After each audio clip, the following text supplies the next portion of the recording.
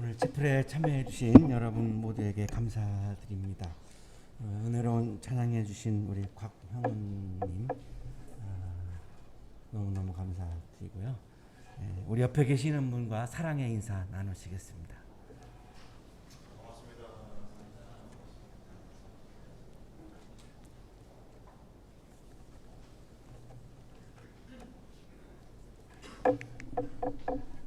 1870년대에 러시아의 수도 상트페테르부르크의 고위 관리인 카레닌이라고 하는 사람이 살았습니다.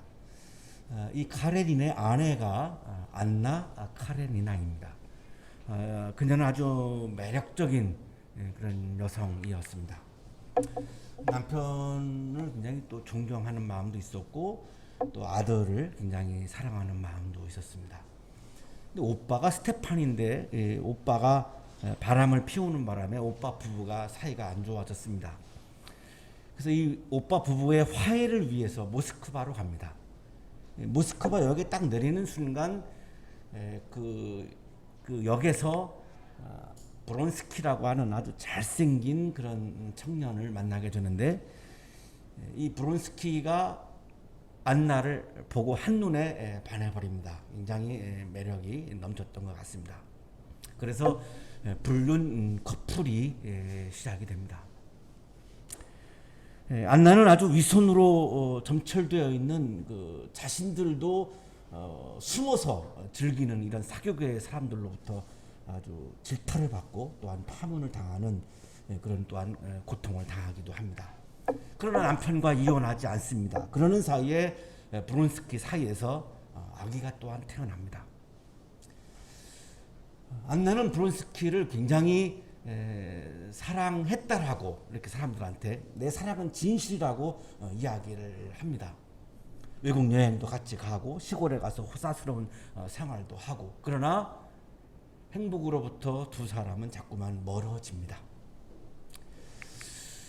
증거도 없이 이유도 없이 안나는 브론스키를 의심하기 시작을 했고 그러한 안나에 대해서 브론스키는 또한 염증을 느끼게 되고 두 사람의 사이는 굉장히 나빠지게 됩니다. 질투와 불안으로 노이로제 증상을 보이던 이 안나가 브론스키가 후회할 거라고 이야기를 하면서 달려오는 기차에 몸을 던져서 자살을 합니다. 한편 그 안나의 오빠인 스테판의 친구인 레빈이 있었는데 이 레빈은 스테판의 처제인 카체리나를 좋아했고 청혼을 했는데 이 카체리나는 역시 브론스키의 마음이 있었습니다. 브론스키의 청혼을 기다리고 있는데 어느 날 브론스키와 안나가 무도장에서 춤을 추는 모습을 보게 되었고 브론스키의 마음은 내가 아닌 안나에게 가 있음을 이제 알게 되었고 그래서 굉장히 상심을 합니다. 카테리나는 레빈의 청혼을 거절을 하고 레빈은 굉장히 상심을 하고 시골로 갑니다. 시골에서 있다가 브론스키의 이 카테리나가 무도에서 이제 이렇게 이 모습을 보면서 브론스키가 자신에게 마음이 없는 것을 알고 이 안나는 아주 상심하면서 중병에 걸리고 외국에 있는 온천장에 가서 이렇게 쉬다가 깨달음을 얻고 다시 러시아로 돌아오게 됩니다. 우연히 이제 레빈과 카테리나가 만나게 되었는데 레빈이 다시 청혼을 합니다. 그때 이제 카테리나가 청혼을 받아들여서 두 사람이 결혼을 합니다. 신앙을 잃고 회의주의에 빠져 있었던 이 레빈이 사랑을 다시 만나고 또한 사랑을 다시 나누는 과정에서 삶의 의미를 다시 찾게 되고 또한 신앙도 회복하게 됩니다. 이 작품의 마지막 문장이 이렇습니다. 이제 나의 삶은 나의 모든 삶은 나의 삶의 매 순간은 이전처럼 무의미하지 않을 뿐 아니라 선의 명백한 의미를 지니고 있어. 나에게는 그것을 삶의 매 순간 속에 불어넣을 힘이 있어. 내 안에는 신앙이 있는데 그 신앙은 나로 하여금 위선이 아니라 선을 추구하게 하는 힘이야 라고 하는 고백입니다. 내가 그동안 위선적인 삶을 살았는데 나는 다시 선을, 진실한 선을 추구하는 삶을 회복했어. 근데 그 진실한 선을 추구하는 그러한 삶은 내 안에 있었던, 사라져가고 있었던 신앙이 나에게 진실한 선을 추구하는 힘이 되었어 라고 하는 고백입니다. 그래서 이 작품은, 안나 까리나라고 하는 작품은 이 톨스토이가 우리에게 이야기하려고 하는 것은 위선입니다. 우리에게도 신앙이 있습니다. 지성도 있습니다. 양심도 있습니다. 그러나 우리는 피치 못하게 위선 속에서 살아갈 수밖에 없는 존재임을 이야기하는 겁니다. 사랑하지도 않으면서 살고 있는 카레닌과 안나 부부의 위선, 일시적인 쾌락을 사랑으로 포장했던 브론스키와 안나의 위선, 자식들은 숨어서 즐기면서 안나와 브론스키를 비난하고 정죄했던 사교계의 사람들의 위선, 레빈과 세르게이 같은 지식인들, 실천이 없는 위선, 이런 위선과, 그러나 또 한편에서는 진실을 추구하려고 하는 마음이 우리에게 모두에게 있습니다. 그러니까 이 자리에 와 있죠. 이 위선과 진실 사이에서 살아가면서 고뇌하고 있는 우리들의 모습을 톨스토이는 이야기하고 있습니다. 지성인인 우리 모두는 이런 고민을 하면서 오늘도 살고 있죠. 신앙인 우리 모두는 이런 고뇌를 하면서 살고 있습니다. 톨스토이는 작품 인생의 길에서 이 위선에 대한 것을 한 문장으로 딱 요약해서 우리들에게 이야기해 줍니다. 위선은 우리들 자신과 만인의 내부에 있는 신을 우리의 눈에서 가리고 덮는다. 이 위선이 하나님과 나와의 만남을 가로막고, 이 위선이 하나님과 나와의 관계를 깨트리는 가장 위험한 것이다 라고 이야기합니다. 우리가 어떻게 죄를 안 지을 수 있나요? 우리는 다 죄를 지으면서 살죠. 그런데 톨스토이가 강조하는 것은 그 죄를 숨기지 말으라는 겁니다. 내가 죄인인데 선한 사람인 것처럼 하려고 하지 말라는 겁니다. 그 위선이 하나님과의 나의 관계를 가로막고 깬다는 겁니다. 죄가 문제가 아니라 그 죄를 숨기고 감추려고 하는 위선이 문제임을 이야기하는 거죠. 그 당시에 러시아 정교에 속해 있는 이 신앙인들의 위선을 질타하고 있는 것이고, 사교계에 있는 위선으로 정철되어 있는 그 사람들의 위선을 지금 질타하고 있는 것이고, 그 당시 러시아 사람들, 나는 죄인이 아니야 라고 하는 이런 척하면서 다른 사람들을 정죄하고 죄인으로 막 질타하고 있는 수많은 사람들의 그 위선을 질타하고 있는 것인데, 놀라운 것은 오늘을 살고 있는 우리들의 모습이기 때문에 놀라운 것이죠. 오늘의 성서 본문은 하나님과 인간의 교제를 가로막고 있는 이 위선, 그것은 위선이라고 하는 것을 강조하고 있는 창세기의 아담에 관한 말씀과, 아담의 말씀에서 가장 중요한 주제가 뭘까? 읽어보면 또 읽어보면 위선임이 밝혀집니다. 하나님의 명령을 어기고 죄를 범했다가 핵심이 아니고, 그 죄를 숨기려고 했던 아담의 위선이 창세기 3장의 핵심임을 우리가 읽게 됩니다. 그리고 똑같은 죄인이죠. 누가복음 19장에 나오는 삭개오, 죄인 중에 죄인입니다. 세리인이었으니까요. 그래서 유대인들로부터 기피의 대상이었고, 혐오의 대상이었고, 정죄의 대상이었습니다. 아담과 똑같은 죄인인데 삭개오는 그거를 숨기지 않습니다. 그거를 예수님을 만나서 그거를 드러냅니다. 인정을 합니다. 책임을 집니다. 나의 죄에 대해서 책임을 집니다. 무책임하지 않습니다. 이게 결정적인 차이인데, 그래서 진실한 모습을 예수님께 보이고 자기의 죄됨을 진실하게 고백을 함으로 아담은 에덴에서 쫓겨나지만 삭개오는 구원의 세계를 경험합니다. 이 결정적인 차이를 이 창세기 3장과 누가복음 19장이 아주 대조적으로 우리에게 보여주고 있는 그런 본문의 말씀입니다. 하나님께서 세상을 창조하시고 좋아하십니다. It is good. 너무 좋아. good. 막 이렇게 막 연발합니다. 한번 6번인가 5번인가 막 감탄하시죠. 그리고 이 좋은 세상을 다스릴 사람을 창조하시는데 이 세상을 다스려야 되니까 다스리는 분은 하나님이니까 자신의 형상을 따라서 사람을 만드시고 너무 좋아하십니다.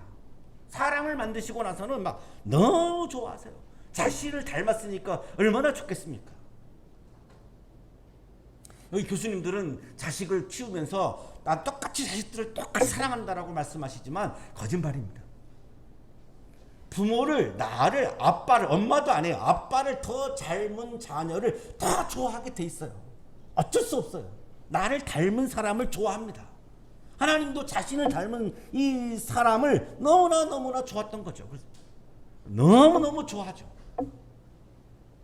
자, 그런데 그 사람이 사는 장소가 에덴 동산이고 그 에덴 동산 안에 생명나무와 선과 악을 알게 하는 나무가 자랍니다.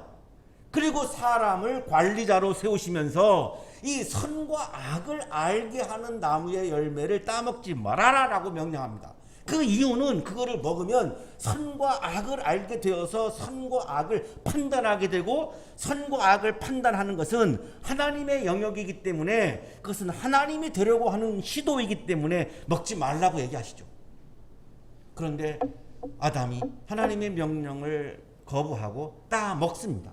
왜 따먹었습니까? 하나님처럼 되려고, 선과 악을 판단하려고, 정죄를 하고 싶어서, 정죄하면서 나의 도덕적인 영적인 우월함을 증명하고 싶어서. 문제는 따먹지 말라고 하는 하나님의 명령을 거부하고 자기 마음대로 함으로 자기가 하나님이 되려고 하는 마음을 드러낸 거죠. 선과 악을 판단하려고 하는 그 속셈을 다 드러내버린 거죠. 하나님 마음이 편치 않으시죠. 감히 네가 내가 되려고, 하나님이 되려고 해? 자, 이 죄를 범하고 나서 아담이 8절에 보시면 하나님 동산 나무 사이에 숨습니다. 내 죄를 숨기고 싶은 거죠. 들키지만 않으면 된다는 생각이죠. 그러나 그걸 숨길 수가 있나요? 하나님이 다 아시는데 어떻게 숨기겠습니까? 숨길래야 숨길 수가 없는데 어리석게도 아담은 그거를 숨기려고 시도합니다. 이게 우리들의 모습이죠. 죄와 진실 사이에서, 신앙과 우리들의 현실적인 삶 사이에서 내가 피치 못하게 죄를 범하게 되는데 그거를 인정하지 않으려고 하는 마음이 우리에게 있죠. 그걸 인정하면 내가 비참하니까. 아담도 그래서 숨은 거죠. 이거를 위선이라고 부르는 겁니다. 아담의 문제는 죄를 범한 것 자체가 문제가 아니라 이거를 숨기려고 했던 위선이 문제인 거죠. 왜? 하나님을 피하면 하나님과의 만남이 깨지죠. 하나님의 관계가 깨지죠. 하나님의 관계가 깨지면 구원의 세계를 떠나게 되죠. 에덴을 떠나게 되죠. 행복한 삶을 다 상실하게 되죠. 그러니 위선 때문에 발생하는 문제입니다. 죄 때문에 발생한 문제가 아닙니다. 하나님의 명령을 어겼다가 중요한 것이 아니라 어기고 나서 숨기려고 했던 것이 문제인 겁니다. 어떻게 안 어깁니까? 저나 여러분이나 하나님의 명령 전부를 어떻게 다 우리가 지킵니까? 오늘도 어기며 살고 있습니다. 불가능합니다. 그건. 하나님의 율법을 다 어떻게 지킵니까? 불가능하죠. 오늘도 우리는 어기며 살고 있죠. 화만 내도, 예수님은 화만 내도 살인이라고 하셨는데 화 안 내시는 분 혹시 계신가요? 오늘도 한 번 이상은 꼭 화내면서 살죠. 그러면 오늘도 나는 살인죄를 범한 건데 어떻게 내가 죄를 범하지 않고 산다는 말인가요? 이거를 숨기려고 하는 거를 지금 문제 삼고 있는 거죠. 그래서 하나님이 아담이 숨으니까 하나님은 같이 있고 싶어요. 하나님은 우리와 늘 함께 있고 싶어 합니다. 그래서 내가 어디에 있니? 라고 물으신 거예요. 같이 있고 싶어서. 하나님은 이 순간에도 우리와 함께 있고 싶어 하는 거죠. 그래서 여기에 오신 분들을 하나님은 보시며 심히 좋았더라 아마 이렇게 감탄하시겠죠. 같이 있고 싶어 하는 분이니까. 대답합니다. 아담. 두렵습니다. 하나님이 두려워서 제가 숨었습니다. 왜 두렵죠? 죄를 범한 것을 자꾸 숨기고 하나님을 피하니까 지금 두려운 거잖아요. 그거를 그냥 고백하고 진실하게 제가 죽을 죄를 지었습니다 라고 고백하면 끝날 거를 왜 이거를 자꾸 숨길까? 이게 문제인 거죠. 그냥 드러내고 제가 잘못했어요. 죽을 죄를 졌어요. 제가 처벌을 달게 받겠습니다. 그러면 하나님이 어떻게 하실까요? 처벌하실까요? 안 그래요. 우리랑 함께 있는 거를 좋아하시기 때문에 그렇지 않죠. 우리를 다 용서하시고 품으시고 껴안으시는 분이잖아요. 하나님이 추궁합니다. 내가 먹었느냐? 내가 먹지 말라고 한 거를 내가 먹었어? 왜 질문을 하셨을까요? 왜 추궁했을까요? 아직도 하나님은 기다리고 있는 거죠. 내가 죄인임을 고백하기를, 진실한 마음으로 내가 죄인임을 고백하기를 기다리기 때문에 다시 한번 또 추궁하신 거예요. 기회를 주고 계시는 거죠. 정직한 고백을 이끌어내시기 위한 거죠. 예수님이 이 땅에 왜 오셨나요? 의인을 위해서? 죄인을 위해서 오셨죠. 죄인으로부터 그 죄의 고백을 받으시고 고백을 들으시고 그 죄인을 구원하러 오신 거지, 하나님이 의인을 위해서 오셨나요? 나는 의인이야 라고 하는 분은 예수님 못 만납니다. 예수님은 의인을 부르러 오시지 않았다고 하셨기 때문에. 의인된 입장에서 너는 죄인이라고 정죄하는 것은 그리스도인이 하면 안 되는 일이에요. 다른 건 몰라도 그건 정말로 하면 안 됩니다. 왜? 우리가 의인이 아닌데요. 예수님은 죄인을 부르러 오셨지 의인을 부르러 오신 게 아닌데요. 남자가 핑계를 댑니다. 그것도 비겁하게 여자에게 책임을 돌립니다. 이런 비겁한 남자가 있습니까? 돌릴 데가 없어가지고 그것도 내가 사랑해야 되는 대상, 나의 파트너인 여성에게 책임을 돌려요. 진짜 비겁한 남자예요. 우리 여기 있는 여성 청년들은 이런 남자 만나시면 안 돼요. 정말 이건 사나이도 아니고 이게 뭐예요 이게. 아니 돌릴 데가 없어가지고 내가 사랑하고 같이 살아야 되는, 참 보듬어야 되는 그 귀한 여성에게 책임을 돌려요. 야 진짜 비겁한 남자입니다. 남자인 제가 봐도 진짜 비겁한 남자예요. 저는 잘나지 못했지만 제 죄를 제 아내에게 돌릴 마음은 추호도 없어요. 너무나 비겁한 거니까. 여자가 그랬어요. 여자가 먹으라 그래서 그랬어요. 먹은 건 사실이에요. 그런데 난 책임이 없어요. 여자가 먹으라 그랬잖아요. 그러면서 놀랍게도 책임을 하나님께도 돌리죠.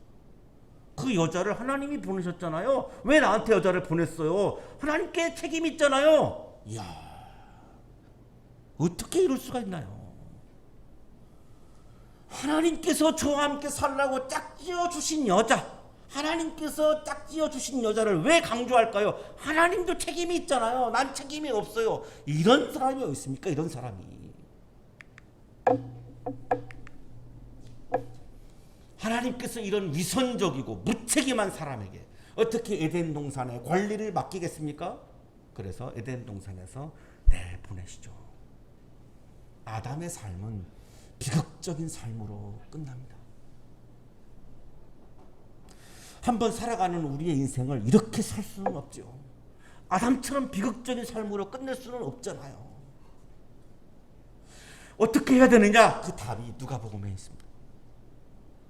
예수님께서 여리고로 들어가시죠. 여리고는 인구 5만 명이 사는 유대 나라의 제2의 도시인데 여기에 삭개오라고 하는 사람이 살았고, 삭개오의 직업은 세리입니다. 세금 받는 사람이고, 이때 당시에 로마의 식민지였고, 동족들로부터 세금을 받아다가 로마에다가 갖다 바치는데 설정액이 오죠. 로마로부터. 그러면 이 목표를 달성하려면 이 세리는 부박할 수밖에 없어요. 일정 액보다 더 많이 목표를 두고 걷어야 들여야만 이거를 감당할 수가 있어요. 그러니까 동족들로부터 세리는 정말로 나쁜 사람 중에 나쁜 사람이고 매국노 중에 매국노고 기피의 대상이고 혐오의 대상이에요. 보고 싶지 않은 사람이에요. 만나고 싶지 않은 사람이에요. 접촉하고 싶지 않은 사람이에요. 죄인 중에 죄인입니다. 유대 공동체에서 쫓겨난 사람이고 따돌림 당하는 사람이에요. 그러니 비인간적인 삶을 살아가는 사람이죠. 삭개오가 예수님이 어떤 분인지가 궁금했어요. 단순히 보고 싶었던 게 아니고 이분이 소문을 들었을 거 아닙니까? 근데 어떤 분인지 궁금한 거예요. 그래서 예수님을 보려고 하는데 키가 작았어요. 그러니까 사람들 사이에 이렇게 서 있으면 안 보이잖아요. 제가 고등학교 때 시내버스를 타고 통학을 했는데 시내버스를 타면 주변에 사람들이 이렇게 서 있고 막 10,000원 버스인데 아무것도 안 보입니다. 다 이렇게 둘러싸면요, 저보다 한 얼굴 하나는 다 크니까 대부분 아무것도 안 보이고 숨 막혀요. 막 숨 막혀요. 그렇게 6년을 통학을 했어요. 그러니까 더 안 크죠. 그렇게 살아봐요. 여러분이 그렇게 통학했어봐요. 여러분도 안 컸어요. 아니 이게 그냥 땅에 서 있으면 안 보이니까 뽕나무에 올라가서 막 보고 싶은 거예요. 이게 예수님에 대한 뭔가가 갈망하는 마음이 있는 거예요. 아담은 하나님을 피했지만 삭개오는 왠지 모르지만 예수님과 함께 있고 싶고 보고 싶어하고 교제하고 싶은 갈망을 지금 보여주잖아요. 예수님이 뽕나무 밑에 지나가다가 예수님을 보고 싶어 했던 삭개오를 예수님이 삭개오를 보십니다. 참 놀라운 사건이죠. 삭개오가 예수님을 보고 싶어 했는데 결국에는 예수님이 삭개오를 보세요. 그리고 말씀하죠. 내려와라. 내가 내 집에 묵고 싶다. 예수님의 마음이 삭개오랑 밤을 지내고 싶은 거예요.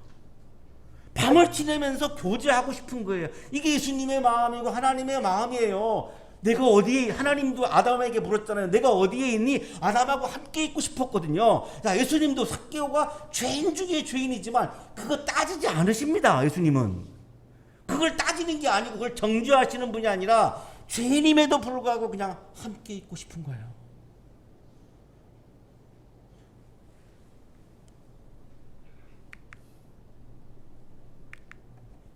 삭개오가 너무나 기쁘죠. 모든 유대인들은 자기를 기피하고 혐오하는데 이 유대인 남성은 자기 집에 가서 묵겠다고 하니 어떻게 이게 이런 일이 막 기쁜 거죠. 그래서 얼른 내려와가지고 예수님을 집에 모셔드렸죠. 그러니까 사람들이 어떻게 해요? 수군거려요. 왜 그랬을까요? 아니 예수님이 죄인집에 들어가? 그 말은 삭개오는 죄인이고 우리는 의인이야 라고 하는 위선을 보이고 있는 거죠.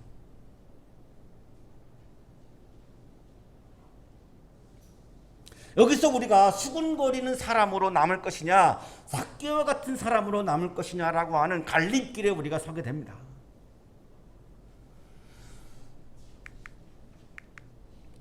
이들은 예수님과의 교제하는 것에 대해서 아무 관심이 없고 타자를 정죄함으로 나의 의로움을 드러내고 싶은 것뿐이에요. 집에 들어갔는데 삭개오가 고백을 합니다. 자, 8절이 클라이막스예요. 주님, 내 소유의 절반을 가난한 사람들에게 나누어 주겠습니다. 쉽지 않은 거죠. 세리니까 재산이 굉장히 많았을 것 같아요. 재산의 절반을 내가 나누어 주겠습니다. 왜 이럴까요? 왜 이런 고백을 할까요? 내가 죄를 많이 지었습니다. 그 죄에 대해서 내가 책임을 져야죠. 이런 표현은 없지만 지금 이 고백 속에는 그게 나타나 있는 거죠. 내가 죄인임을 진실한 마음으로 지금 고백하고 있는데 이게 아담과의 결정적인 차이죠. 이거를 내가 무책임하게 있을 수는 없고 이 죄를 내가 책임을 지기 위해서 내 소유의 절반을 가난한 사람들에게 나누어 주겠습니다. 내가 빼앗은 것이 있으면 4배를 갚겠습니다. 부당하게 세금 징수한 것이 있는 거예요. 이거를 지금 다 인정하고 고백하는 거예요. 내가 부당하게 빼앗은 세금을 4배를 더해서 내가 갚겠어요. 죄인이지만 진실하잖아요. 죄인이지만 진실해요.